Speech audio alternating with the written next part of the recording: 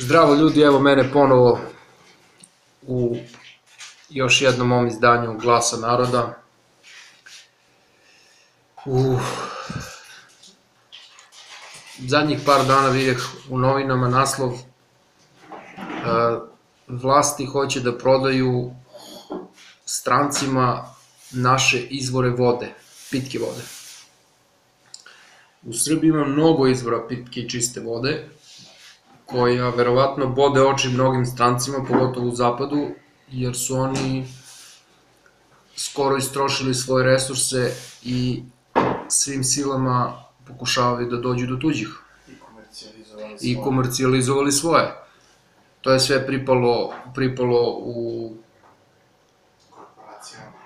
pripalo korporacijama koje se trude da na svaki mogući način običnog građanina liše svih ljudskih prava, kako bi običnog građanina svrstali u roba ili u robovsku radnu snagu sa minimalnom platom koja nije dostojna čoveka. Izjava direktora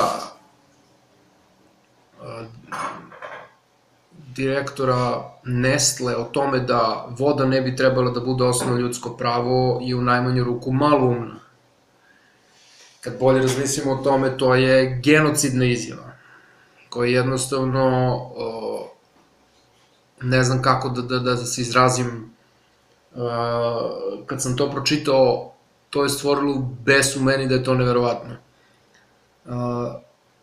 Niko na ovoj planeti nema pravo da drugom živom biću ukine vodu. Niko. Jer taj koji uzme to svoje pravo je svoja lična prava bacio u vodu. Onog trenutka kad neko pokuša da ti ukine vodu, tog trenutka je zaslužio on da skonča.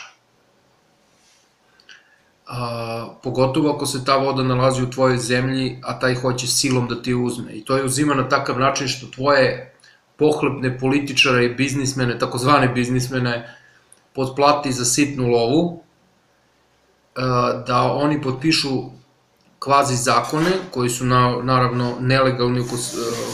Kad se zakon potpisuje tokom okupacije, taj zakon je nelegalan. Sve što se radi mimo ustava je nelegalno. I kad tad će izvršit će se revizija tih zakona. I lica koji su to radili izvršće se pravde. Niko ne može da lokalni izvor vode privatizuje. Pogotovo ne izvor vode sa kog se stanovništvo tog kraja snabdevaju pitkom čistom vodom. Niko nema pravo da dođe, položi svoju šapu na to, i pogotovo neko nije odatle, da dođe da kaže ovo je sad moje, vi mršu pičku materinu svi, pobiću vas sve ili ubiću svakog ko pokuša da me skloni odatle. To se zove okupacija. To se zove genocid. Poznato je pravilo 3 trojke. 3 minuta bez vazduha, 3 dana bez vode, 3 nedelje bez hrane. Bez hrane ćeš nekako i da izdržiš više dana. Bez vode nećeš nikako. Voda je, čini 70% ili 75% ljudskog organizma. Ne možeš da živiš bez vode, nikako.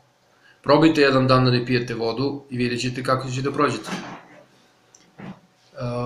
U Zaječaru su pokušali neku njihovu izvedbu da pod izgovorom lokalnog biznismena, kog neću da spominjem sad jer ga Zaječarci znaju, on je samo maska u toj celoj priči. Pokušali su da crpu vodu u ogromnoj količini sa njihovog poseda, iskopali su u tajnosti rupu, nisu dobili dozvolu od države da koriste to rudno bogatstvo, pošto se voda smatra rudnim bogatstvom, nisu dobili dozvolu, a oni su uprkos tome crpli više od 5 litra u sekundi. Samim tim, sve česme pitke vode, kojih ima preko 40 u gradu Zaječaru, oslabile su pritisak i nekoliko njih su presušile. Građani su se podigli, organizovali i sačuvali svoje izvore vode. Organizovali su se u grupu preko Facebooka, svi zajedno su nastupili, podneli državnim organima žalbu ili šta već, kako se to pravno zove, i uspeli da sačuvaju svoje izvore. Koliko će dugo građani Zaječara uspeti da čuvaju svoje izvore je pitanje, zato što neljudi koji žele samo profit će na svaki mogući način, uključujući i nasilje, pokušati da vodu uzmu. Pokušat će da upotrebe silu u nekoj tački u budućnosti. I to ne samo kod nas. Srbija je bogata vodom, podzemnim izvorima, koji naravno nisu zagađeni, koji mogu odmah iz zemlje da se piju. Ne znam šta da kažem na to. Ljudi, organizujte se, čuvajte vaš život i zdravlje vaše dece. Ako vi danas popustite, vaša deca će sutra biti robovi, u bukvalnom smislu te reči. Ajde pređemo na drugu temu koju sam mislio isto da obradim u ovom videu, to je robovska radna snaga. Robovska radna snaga. To je kada isti oni pohlepni političari i takozvani biznismeni pokušavaju da otmu vodu, donose zakone koje odgovaraju samo korporacijama. Kada velike korporacije otkupe vaše fabrike za džabe, onda ih namerno zatvore, a država ne čini ni ništa po tom pitanju da zaštiti radnike, onda se to zove korporativni fašizam. I onda dobijete ogroman broj nezaposlenih lica koje na svaki mogući način pokušavaju da zarade neki dinar, ne bi li otplatili preskupe dažbine koje država namerno nameće kako bi držala građane u robovskom položaju, vladala strahom i koristići se određenim nelegalnim polugama zastrašivanja, držala građane u strahu.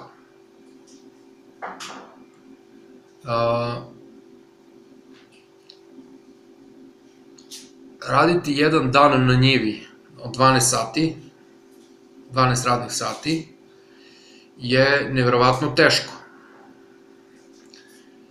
Ljudima koji su poreklom sa sela je to nešto lakše zato što su navikli na taj način života, međutim kada ljudi iz grada koji su nezaposleni idu, na primjer da beru voće kao što su višnje ili tako nešto,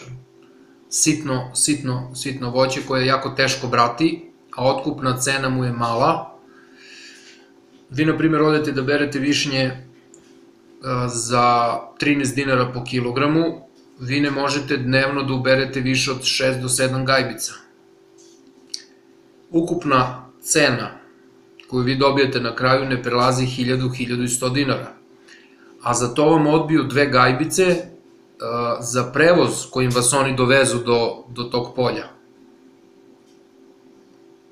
Znači, oni obezbede prevoz svakome, u najvećem broju slučajeva to je nezakonit prevoz više ljudi u tovarnom delu kamiona ili više ljudi u zadnjem delu kombija koji nije predviđen za prevoz ljudi, i vi dobijate bukvalno robovsku radnu snagu,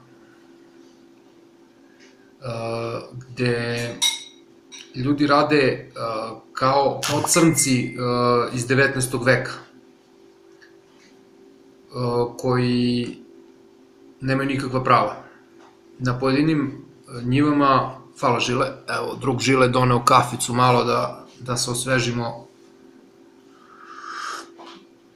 Odlična kafa. Na pojedinim njivama imate tako pokvarene vlasnike tih parcela koji unajmljuju lokalne siledžije da zastrašuju radnike. Radnik ne može da podigne glavu sa njive. Onog trenutka kad ustane, ti lokalni siledžije prelaze, deru se, vređaju, prete i slično. Tu nema uplate radnog staža. Tu nema zdravstvenog. Kad se takav radnik povredi, obično taj radnik ne kaže istinu gde se povredio, jer ako bude rekao, poslodavac će da završi na sudu, taj radnik više nikad neće dobiti posao. Sve je u sistemu povezano. Očigledno je da je određeni broj ljudi u našoj državi sada odlučio da na račun ostatka zemlje živi. I to ne da živi, nego da živi ekstra luksuzno. Vi svi koji niste iz Beograda, znate vrlo dobro o čemu pričam. Super luksuzni automobili, super skupi lokali, izlasci, u običnim kafićima kafe od preko 200 dinara. O takvim troškovima mi van Beograda možemo samo da sanjamo. Razmislite malo o svom robovskom položaju u današnjoj Srbiji, jer se nalazimo u 19. veku. Sva prava koje radnici imaju izborena su na zapadu. 1. maj, dan radnika, dan rada. Izborili su tekstilci u Americi, jer su se borili za svoje pravo na normalan život. U Srbiji su svi sindikati podeljeni. Svaka firma po 3 sindikata, koji su namerno stvoreni da razliju snagu tih radnika u različitim smerovima. Ljudi, organizujte se, zaštitite svoje zdravlje, svoj život i svoju srećnu budućnost. Svako ima pravo da bude srećan, svako ima pravo da radi, svako ima pravo na život, na vodu i na hranu. Borite se za svoju budućnost i razmislite o svim tim temama. Prekinite da gledate televiziju. Televizija vas programira da budete glupi.